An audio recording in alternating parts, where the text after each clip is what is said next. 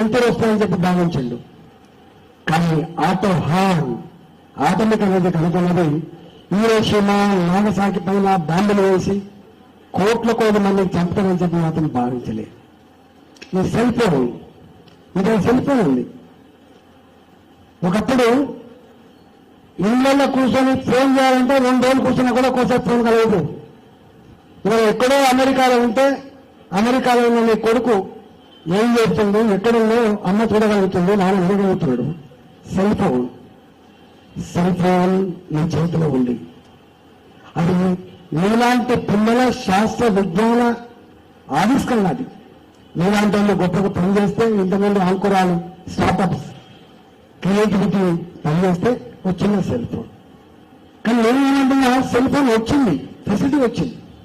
ఈ cell phone ప్రాపంచిక జ్ఞానాన్ని చూడడానికి నేర్చుకోవడానికి నువ్వు వాడాలి. ఈ సెల్ ఫోన్ మీ అమ్మకు ఫోన్ చేసి అమ్మా నేను బాగానే ఉన్నా అని చెప్పడానికి పనికి రావాలి. ఈ సెల్ ఫోన్ నాన్నగారితో మాట్లాడే పనికి రావాలి. కానీ ఈ సెల్ ఫోన్ మన చెడగొట్టడానికి కూడా పనిచేస్తుందని మీకు తెలుసు. ఎక్కడో మెసేజ్ అవుతుంది, ఎవరో చాటింగ్ చేస్తాడు, ఏదో అయిపోతుంది, పక్కన చిన్న ఏజ్ కథమైపోతుంది. అంటే మనం రెండున్నాయి. శాస్త్ర విజ్ఞానం కావాలి, శాస్త్ర విజ్ఞానం మానవ కళ్యాణం కోసం కూడా కావాలి, శాస్త్ర విజ్ఞానం మన ఎదుగుదల కోసం కావాలని కూడా మనం అర్థం చేసుకోవాల్సి ఉందని చెప్పి పిల్లలుగా మీకు సూచన చేస్తున్నా. ఇళ్ళల్లో టీవీ ఉంటే నేరాలు కూడా చూడలేదు. మన అమ్మ నాన్న టీవీలలో నేరాలు కూడా రాగానే బంద్ చేస్తాడు. టీవీ మనకు ఎంటర్టైన్మెంట్ ఇవ్వాలి, టీవీ ఇంత జ్ఞానం ఇవ్వాలి, టీవీ ఇంత మానవ సంబంధాలు పరిపుష్టి చేయాలి. కానీ టీవీలో వచ్చే కొన్ని సంఘటనలు మనం కుటుంబం మొత్తం కలిసి చూడలేము. అది కూడా శాస్త్ర విజ్ఞానం. ఇవాళ మన అందరం మీరు సైన్స్ లో బయాలజికల్ సైన్స్ ఉంటుంది, జియాలజీ బాటనీ ఉంటాయి.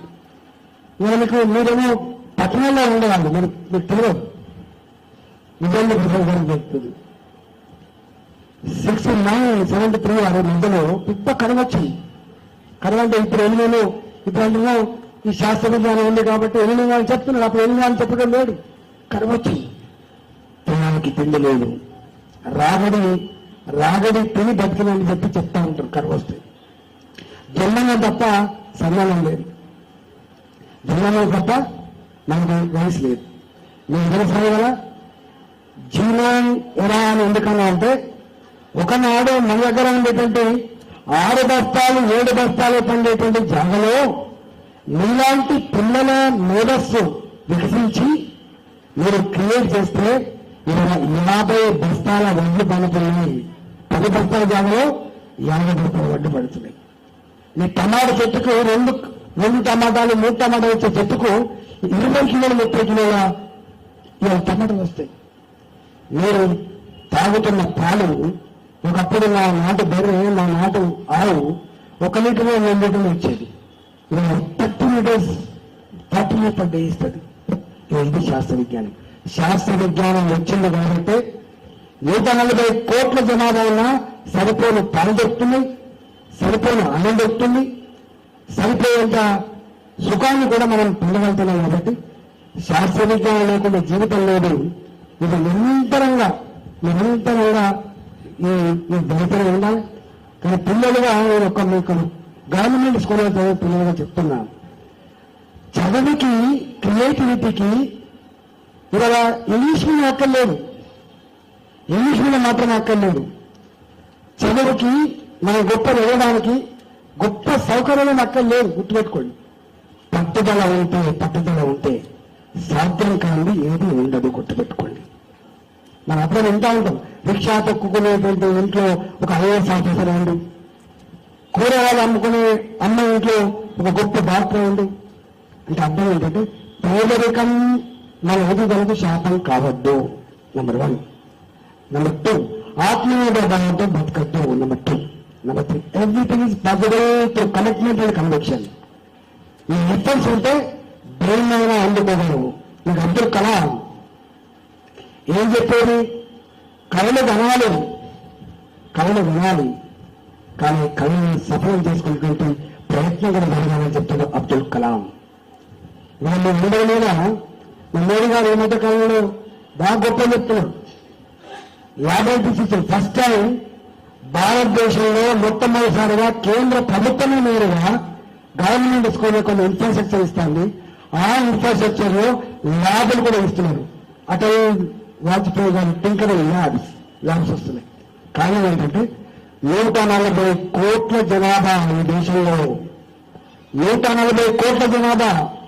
ఇలా చైనా కంటే కూడా దాటిపోయేటువంటి ఆస్కారమైన దేశం, ప్రపంచంలో అత్యధిక జనాభా కలిగిన దేశం భారతదేశం.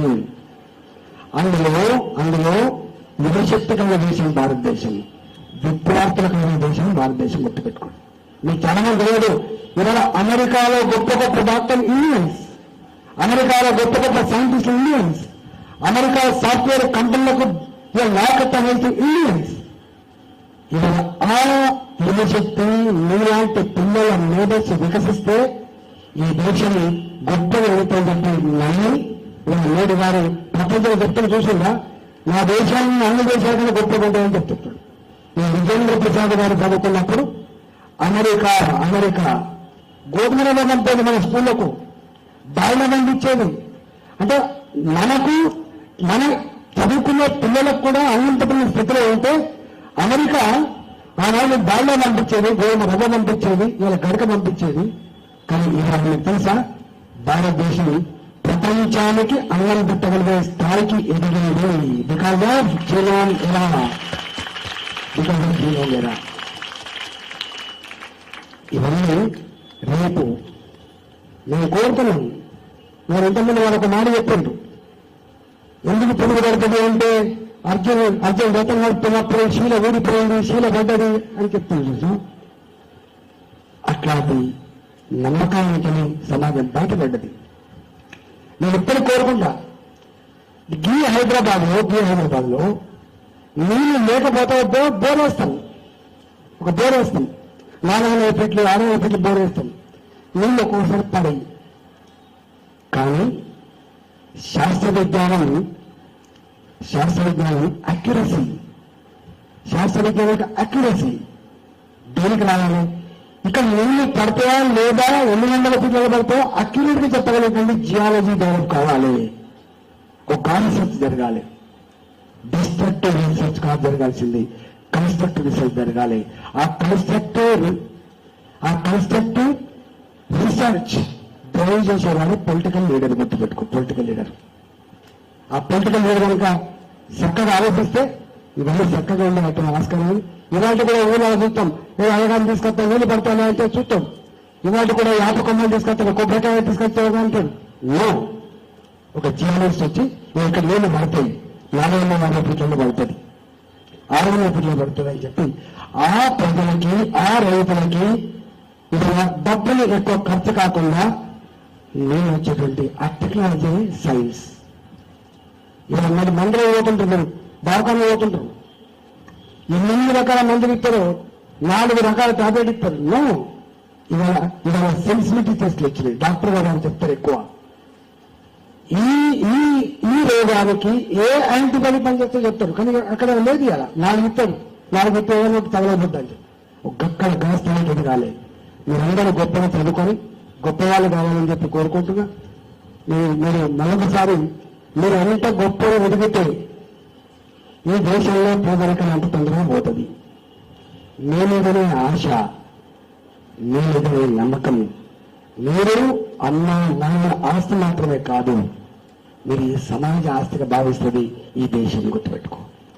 అందుకే 11వ